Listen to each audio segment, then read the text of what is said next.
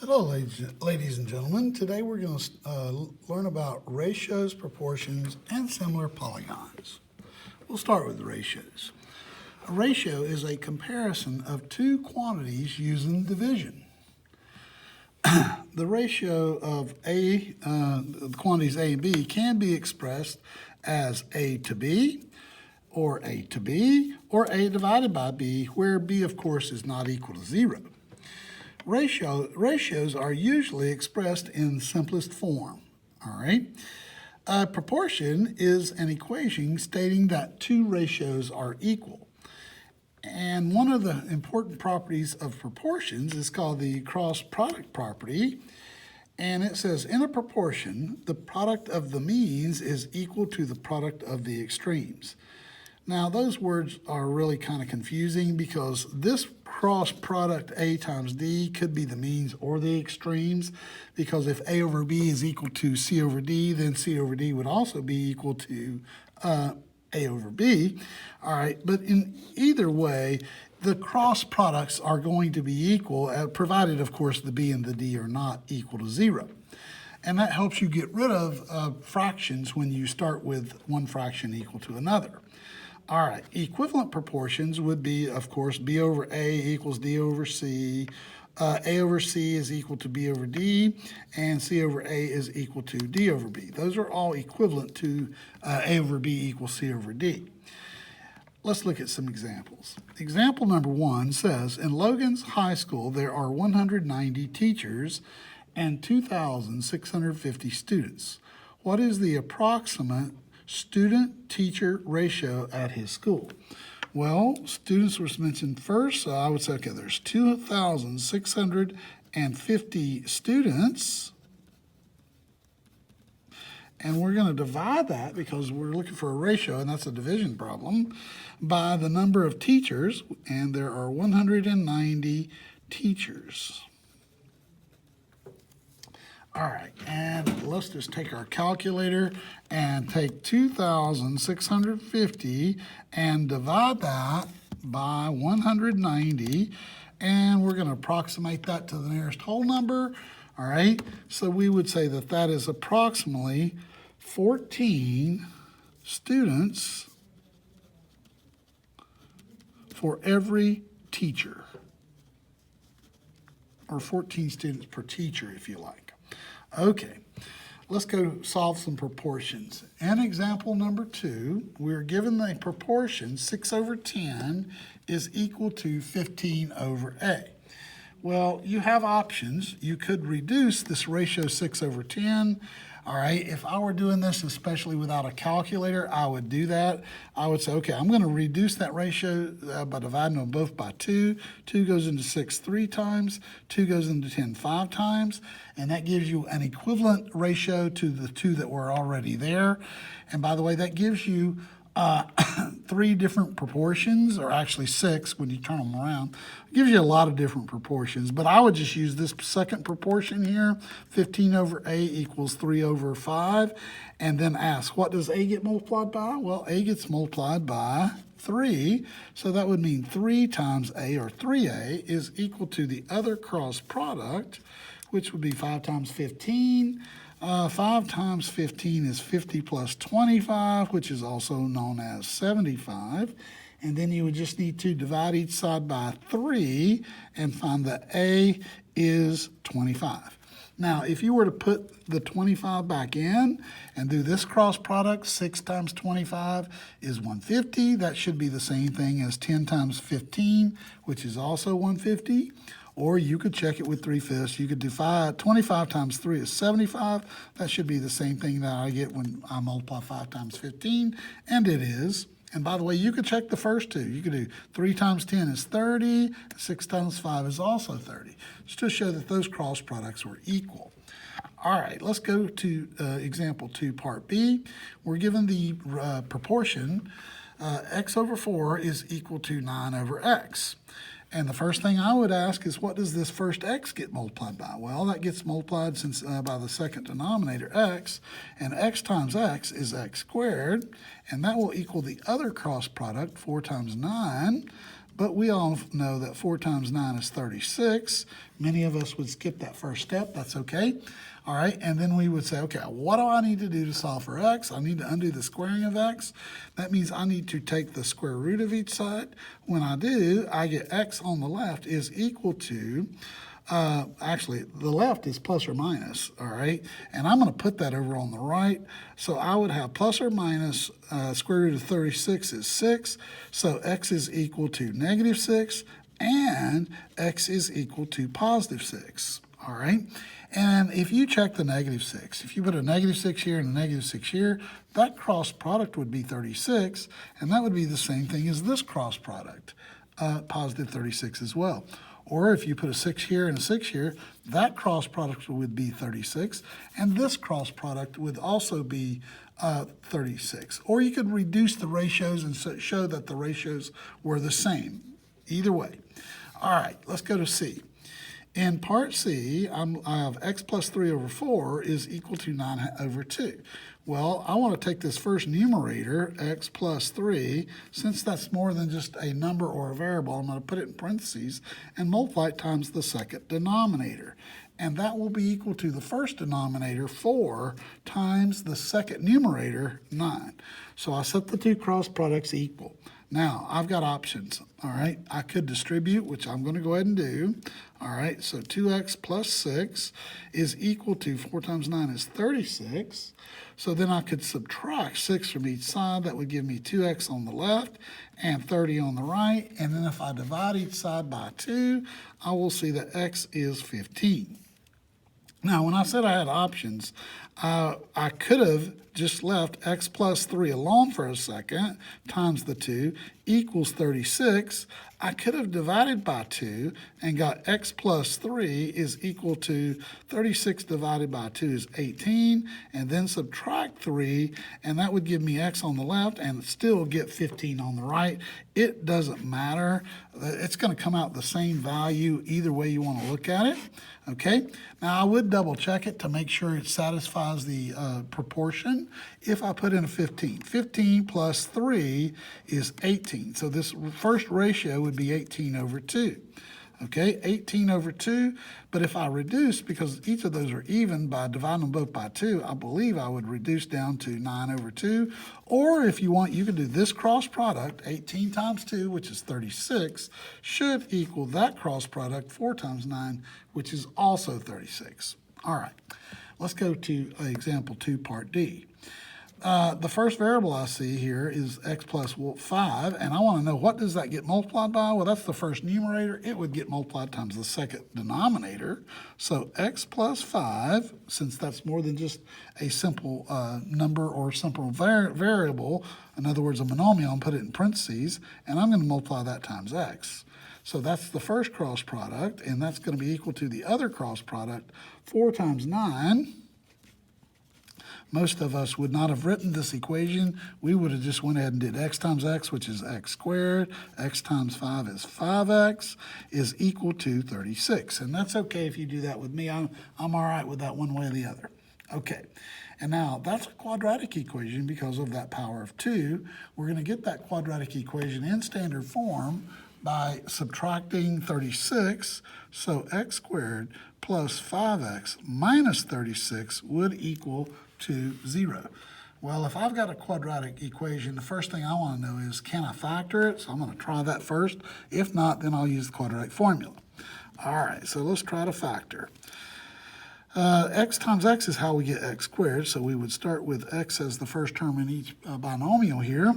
The signs would have to be different to get a negative, so I just like to put positive in first and negative second. And now I need a factor pair of 36 that has a difference, since these signs are difference, of 5, and that would be 9 and 4. All right, and I want the bigger one, the 9, to follow this sign right here, so that's x plus 9 times x minus 4. And then once you get that, you use your zero product property, which says that if the product of two factors is equal to 0, then one or both of those factors must be equal to 0. So that would mean x plus 9 equals 0, and or x minus 4 would equal 0, and then solve each of those. This first one would give you x is equal to -9. That second one would give you x is equal to 4. All right, now let's double check both of those solutions in the original proportion. Let's start with -9. All right, if we input a -9 in that first numerator and add 5 to that, that would give us -4. And -4 divided by 4 would be -1 over on the left. And if I put a -9 here, I'd have 9 divided by -9, which would also be -1. So they would both reduce to -1. So that's a valid solution, okay? All right, or you could just put the -9 here and get -4 times -9, and that would be positive 36, and that would be the same thing as 4 times 9, which is 36. So you can check it either way. All right, let's check the positive 4 before we box them both in. All right, if we put the positive 4 here, we get 9 over 4. Oh, that's the same thing as 9 over, put the 4 there, 9 over 4. So yes, both of those values for x are solutions. So this is definitely an and. Okay. All right, let's turn the page and talk about extended ratios. Extended ratios can be used to compare 3 or more quantities. The expression a to b to c means the ratio of the first 2 quantities is a to b, the ratio of the last 2 quantities is a to c, and the ratio of the first and last is a to c. All right, so example number 3 says the ratio of the measures of the angles of a triangle is 1 to 4 to 5. Find the measures of the angles. Well, I know that that these angles are not 1 degree, 4 degree, and 5 degrees. So those 3 quantities have been multiplied by something. Let's let x be that something, which means that the ratio would be 1x to 4x to 5x as far as the angle measures are concerned. And what do I know about the angle measures of a triangle? Well, I know that those 3 angle measures, 1x, 4x, and 5x, would have to add up to 180. So 1x plus 4x plus 5x has to equal 180. So then I simplify that left-hand side. 4 is 5 plus another 5 is 10x equals 180. I then divide by 10, and that tells me that x is 18. So now I bring that value back over here into the expression, the extended proportion 1x to 4x to 5x, and I find the measure of all 3 angles by doing 1 times 18, which gives me 18 degrees, 4 times 18, all right, 4 times 18 will give me the second angle, and of course 5 times 18 would give me the third, and these would be in degrees, by the way. All right, so the smallest angle is 18, 4 times 10 is 40, 4 times 8 is 32, 32 and 40 is 72. Oh, these should be colon, 72 degrees, or comma. And of course, the last and greatest angle would be 5 times 10 is 50, 5 times 8 is 40, 50 and 40 would be 90 degrees. Now, I want to make sure these all add up to 180 before I box them in. They do, because these two add up to 90, and that 90 plus this 90 is indeed 180. And they are in a ratio of 1 to 4 to 5. Okay. All right. Let's talk about similar polygons. Similar polygons have the same shape, but not necessarily the same size. They could be the same size, and really if they are, we call them congruent. But it's okay to call them similar as well. But if they're not the same size, they could still be similar, all right? And polygons are similar if and only if their corresponding angles are congruent and that's a very important word there, their corresponding sides are proportional. All right, the ratio of the corresponding sides is called the scale factor, by the way. All right, so we have a statement. The statement says that quadrilateral CORN is similar, that's the symbol we use for similar to, is similar to quadrilateral PEAS. All right, from that statement, we get the following information. We know that angle C, which is first, would have to be congruent to angle P. We also know that angle O would have to be congruent to angle E. They're both second. And the angle R, which is the third in this naming of this quadrilateral CORN, would have to be congruent to angle A, since A is third in the naming of quadrilateral PEAS. And of course, the angle N is congruent to angle S. We also know that the ratio of the corresponding sides would have to be equal. So in other words, we have the extended proportion CO to PE, CO first second, divided by PE first second, would have to equal OR, which is second third, divided by EA, second third over here. And then third fourth, RN would have to be divided by AS, which would also equal CN or NC, however you wish to write it, divided by PS or SP. All right, so that's what we mean by similar polygons. The corresponding angles have to be congruent, and the corresponding side lengths have to be proportional. Now, this proportion could be flipped over, by the way. You could have PE divided by CO equals EA divided by OR equals AS divided by RN, which is equal to SP divided by NC. And of course, you can change the order of any two of these of the points in either numerator or any denominator. It wouldn't change anything. All right, let's turn the page. Example number 4 says, in the diagram, quadrilateral ACDF is similar to quadrilateral VWYZ. Find X. All right, well, if that's true, all right, X happens to be the length of line segment FD. Well, I'm going to write down all the ratios. I know, first of all, that angle A would have to be congruent to angle V. So those two are congruent. I also know that angle C would have to be congruent to angle W. I know that angle D, I'm going to put 3 tick marks on it, would have to be congruent to angle Y. All right. I also know that angle F, 1, 2, 3, 4, would have to be congruent to 1, 2, 3, 4 angle Z. All right, and then of course I've got the ratio of the sides.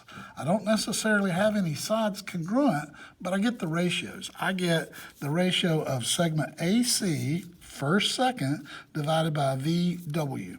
VW, that ratio is going to be equal to, now I'm going to do second third, which is CD, divided by second third over here, which is WY, which would equal DF, which is third fourth, divided by third fourth over there, YZ. All right? And then the side I don't have here is segment AF, first and last. All right? AF divided by VZ. All right, so I know all of that information comes directly from this statement. All right?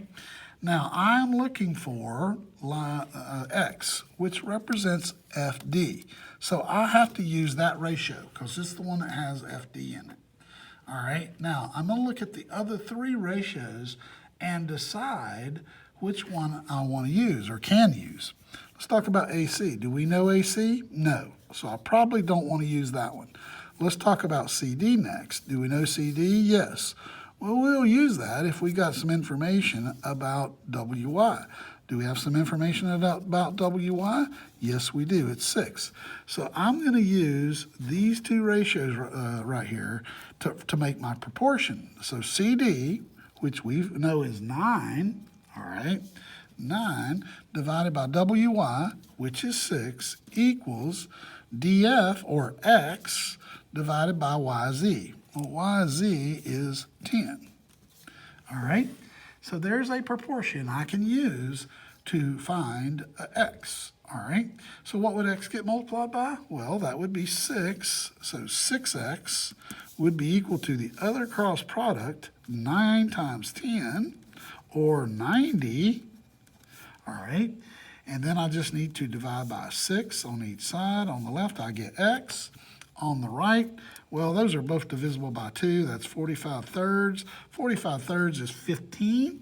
Okay, all right. And there's your length for X. X equals 15. All right, now you could go back and put that 15 in. If you did 15 here times 6 is 90. That's the same thing as that other cross product, so we're good. Next, we're trying to find y. Well, y represents the length of segment VZ. All right, that comes from this ratio at the end here, VZ. Well, I'm going to go ahead and use the other one over here. I'm going to use these two ratios, all right, because that ratio is still valid. CD divided by WY does have to equal AF divided by VZ. All right, so that's the ratio I'm going to use. All right, I'm going to replace CD with its length 9. All right, and I'm going to replace WY with its length 6. All right. And AF, I'm going to put in its place 3y minus 1, all right? And VZ, oh, where's AF? AF is 12, excuse me. AF is 12, all right? And I'm going to, AF is 12. VZ is the 3y minus 1. There we go. Okay, now I could reduce this ratio over here, which if I'm going to try to do this without a calculator. So yes, I'm going to reduce it. Both of those are divisible by 3. 3 goes into 9 3 times. 3 goes into 6 twice. So I'm just going to bring that ratio over here, and you don't have to rewrite it, but you could. Okay, and I'm going to say that the 3y minus 1 gets multiplied by the 3. So 3 times 3y minus 1 equals the other cross product, which is 2 times 12, or 24. All right, so now I could distribute, or I could go ahead and divide by 3. I think it might be easier just to go ahead and divide by 3 real quick, which would give me 3y minus 1 is equal to 8. And then I'll just add 1 to each side, which would give me 3y is equal to 9. I'll divide by 3, and that would give me y is equal to 3. All right? And you can take that back over here and do 3 times 9. 3 is 9, minus 1 is 8. So this right here with that value would be 8. And if I were to come back over here and do AF 12 divided by 8, all right? If I take 12 and divide it by 8, that should be the same thing as 9 over 6. So I could do 72 here and 72 there, or I could reduce them both down to 3/2. It wouldn't matter. They'd be the same either way.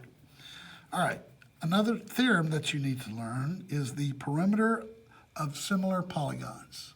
All right, it says if two polygons are similar, then their perimeters are proportional to the scale factor between them, okay? Which means if you can find the scale factor, then you can find perimeters and find all kinds of sides. By the way, the scale factor, if you think about going from this smaller figure to that larger, would have been 3 to 2. If you go from the larger to the smaller, would have been the reciprocal of 3 over 2, which is 2/3. In other words, this quadrilateral is 2/3 the size of that one, or this one is 1.5 times the size of that one. It works either way, whether you're making it larger or whether you're making it smaller. If you make something larger, then your scale factor would need to be greater than 1. If you make something smaller, your scale factor would need to be between 0 and 1.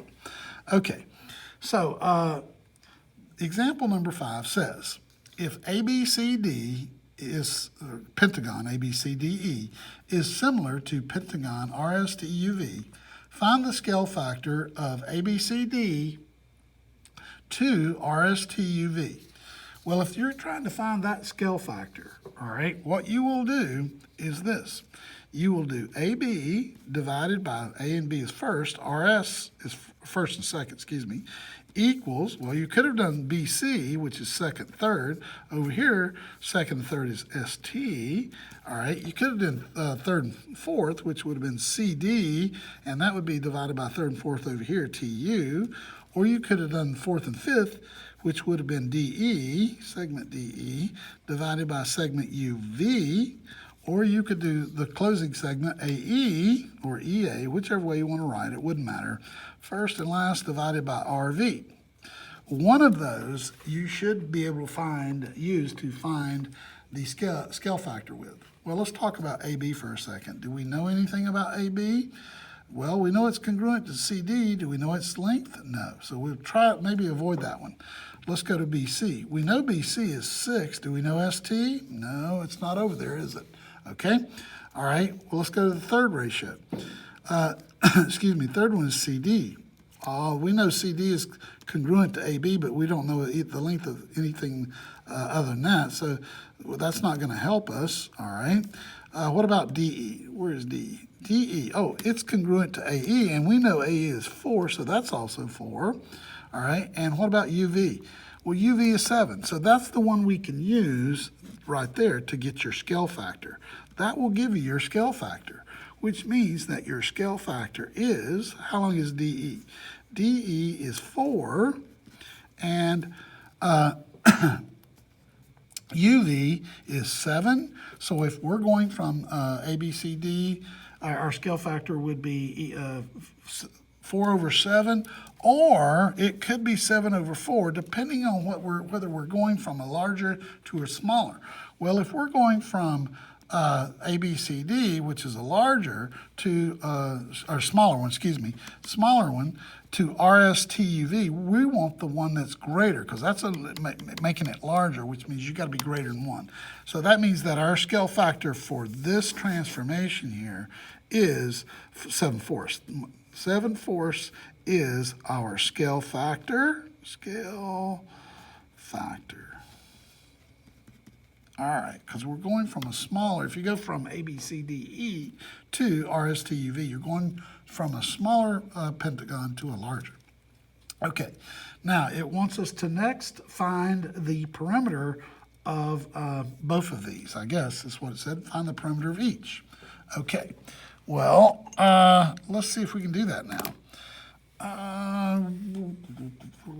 Sure we can. Okay. All right, to find the perimeter of the small one, we would need to know x, because x here and x there, if we knew x, we could find the perimeter. Well, I'm going to use AB, all right, which is this ratio right here, and that ratio that I got the scale factor from, I'm going to use that ratio to find x, okay? So I would use AB over RS is equal to DE over UV. And by the way, that's going to give you your scale factor over there. DE was what? 4 over 7. It's actually the reciprocal of it. 4 over 7 is equal to AB is x, and RS over here is this congruent to UT, so it's 10.5. So 10.5. So what does x get multiplied by? X gets multiplied by 7. So 7x is equal to 440 plus 2 more is 42. Okay. So then I'm going to need to divide each side by 7. All right. X would be equal to 6. All right.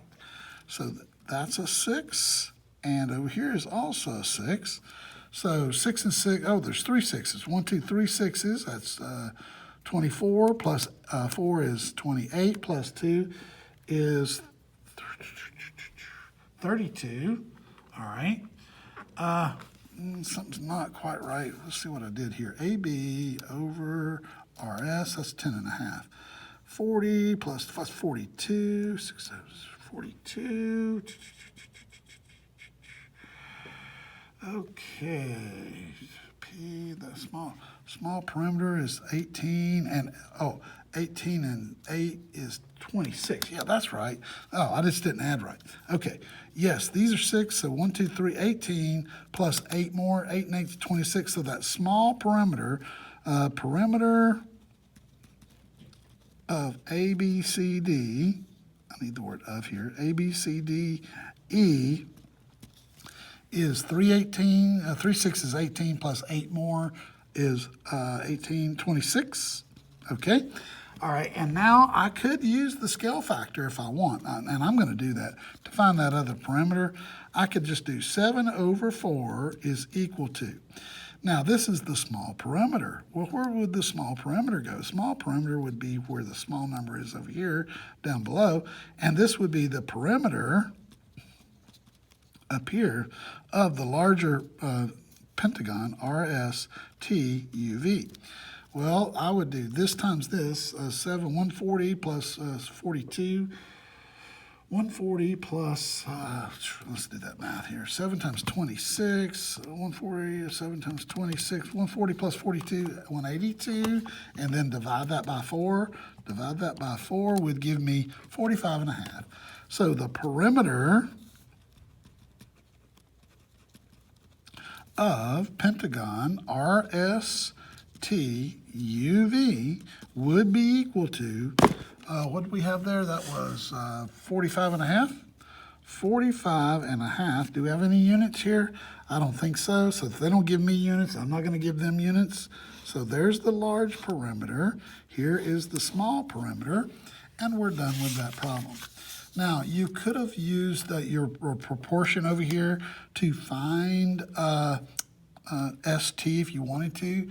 It would have given you the same perimeter, and I'll leave that check up to you. If you have questions, please call me, show up in a Google Meet, email me, whatever you got to do. Have a good day. Thank you. Bye.